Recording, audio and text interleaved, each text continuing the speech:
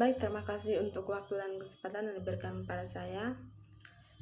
Selamat sore untuk Bapak dosen, selamat sore juga untuk teman-teman semua. Di sini saya akan mencoba menganalisis mengenai buku yang ke-14 dalam mata kuliah Sosiologi Terapan. Pertama-tama saya memperkenalkan nama dulu. Nama saya Maria Goretti Deok, NIM 1723030013, kelas A, reguler sore. Bukunya berjudul tentang politik informasi pembebasan eksploitasi di masyarakat digital. Yang pertama, teori kekuatan informasi. Informasi adalah perbedaan yang bergerak. Informasi juga lewat di antara entitas, dan dalam gerakan itu memungkinkan dan dipengaruhi oleh perubahan informasi yang dapat membuat perbedaan dari dirinya sendiri.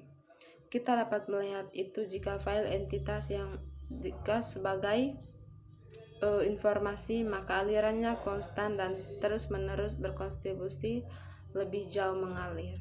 Informasi dapat memakan dirinya sendiri dengan cara ini untuk menghasilkan lebih banyak informasi, dan ini adalah dinamika utama yang mendasari kekuatan informasi dan politik dan diperiksa dalam bab ini.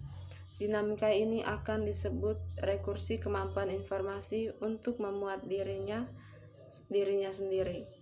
Dinamika rekursi bisa diteorikan dengan memahami pentingnya titik di mana perbedaan terjadi, dan contoh dari proses ini dapat dilihat yang mendasari institusi digital utama.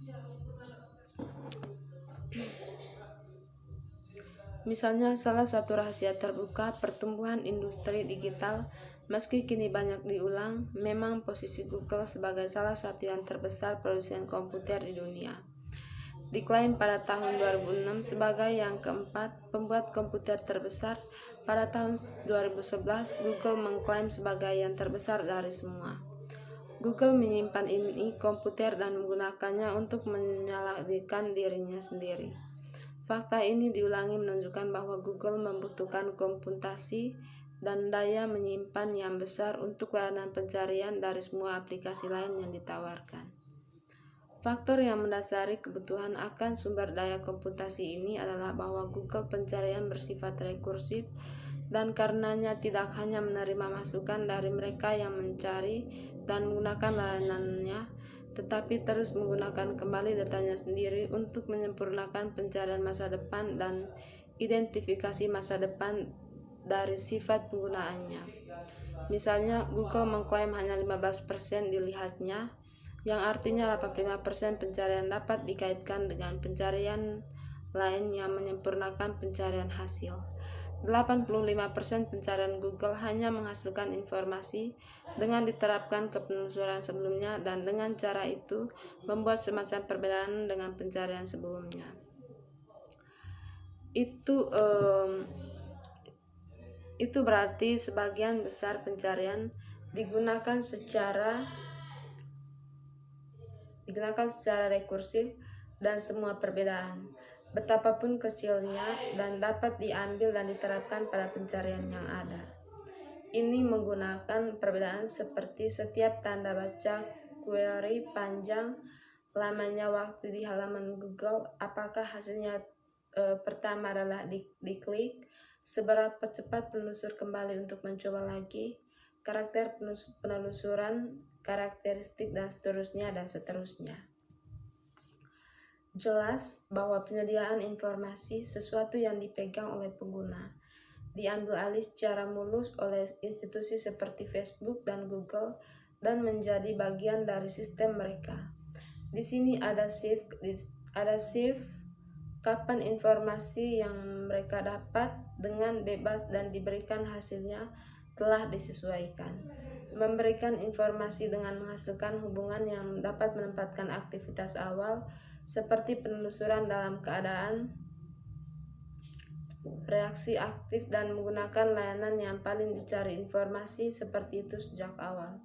Selain itu, ini mungkin menjadi tidak setara hubungan di mana penyediaan informasi mengarah pada transfer kepemilikan, dan karenanya kemampuan untuk menarik dari berbagai aktor lain di balik informasi yang lebih besar. Permintaan yang diinginkan atau tidak diinginkan untuk dibelanjakan uang dan lebih banyak pendapat dari pengiklan. Tubuh kompleks terbentuk di sini, di mana berbagai gaya aktif dan reaktif dapat dilihat, di mana rekursi adalah dinamika kunci.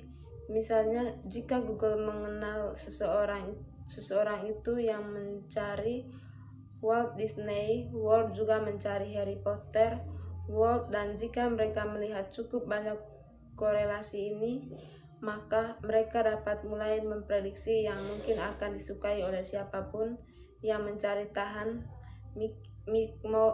Mickey Mouse melihat iklan untuk tanah Harry Potter. Sekalipun informasinya disediakan oleh pencari dianonimkan, efek ini sedangkan dimainkan setiap pencarian yang dibuat dapat menjadi umpan balik untuk mengubah penelusuran di masa mendatang. Jika ini bisa kemudian dihubungkan dengan usia seseorang, jenis kelamin, lokasi, dan sebagainya, mungkin oleh orang itu yang masuk ke akun Google mereka saat mereka menelusuri itu, atau karena di Facebook informasi ini sudah akan terhubung, penargetan bisa lebih tepat, dan ini adalah contoh kunci rekursi dan cara kemampuan untuk mengambil informasi digital dan kemudian menggunakannya kembali, dan sekali lagi untuk mengubah tindakan digital serupa lainnya adalah kunci dunia digital. Perbedaan yang bergerak pasti ini memiliki titik perbedaan, dan tanpa perbedaan mendaftarkan dirinya sebagai berbeda dari yang lain perbedaan, maka tidak ada perbedaan yang signifikan. Tidak ada tanda-tanda yang dapat terjadi sebagai perbedaan selalu kemudian jatuh kembali ke banyak yang tidak dibedakan, dan perbedaan yang mungkin tidak disadari atau menjadi kesamaan. Selain itu, jika informasi dapat diterapkan pada informasi, kemudian informasi menjadi eksponensial lebih produktif dari informasi lebih lanjut karena berkontribusi pada dirinya sendiri. Lanjut, pelukan teknologi dan penentukan teknologi informasi. Tidak ada keraguan bahwa pertanyaannya tentang teknologi informasi penting untuk politik informasi, tetapi pertanyaannya akan terjawab buruk jika teknologi semacam itu diasumsikan dalam beberapa hal terpisah dari faktor sosial budaya lain dan mampu mempengaruhi faktor tersebut dan tanpa terpengaruhi diri mereka sendiri. Sebaliknya, masalahnya adalah melihat sebagaimana ada pemisah seperti itu dibuat dan dipertahankan. Saya akan berdebat sebagai tambahan bahwa politik informasi dan memiliki dinamika inti, hubungan kekuatan inti, divisi tertentu dari teknologi dan politik yang dikembangkan dan sedang berjalan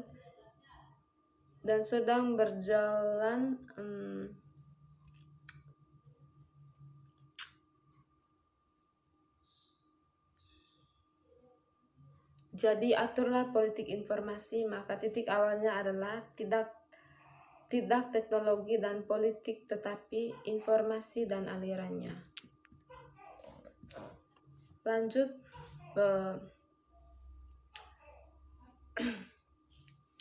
dan awal titik di pemahaman ini adalah titik akhir dari bab-bab yang sebelumnya, karena sebelumnya tadi sudah menjelaskan tentang penggunaan dari Google dan juga tingkat pemahaman seseorang dalam memakai Google dan juga Facebook.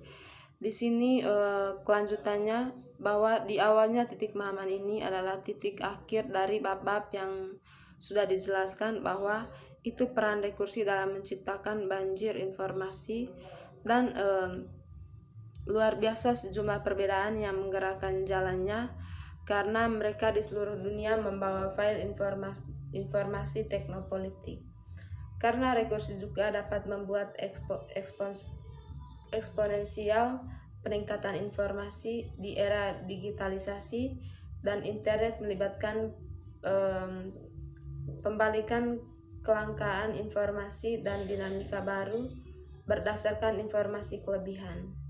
Banjir informasi juga menimbulkan masalah yang menghasilkan bentuk determinisme teknologi, dan menanamkan politik tertentu dalam perangkat keras dan perangkat lunak. Ini pada gilirannya mengidentifikasikan mereka yang dapat melakukan penyematan ini.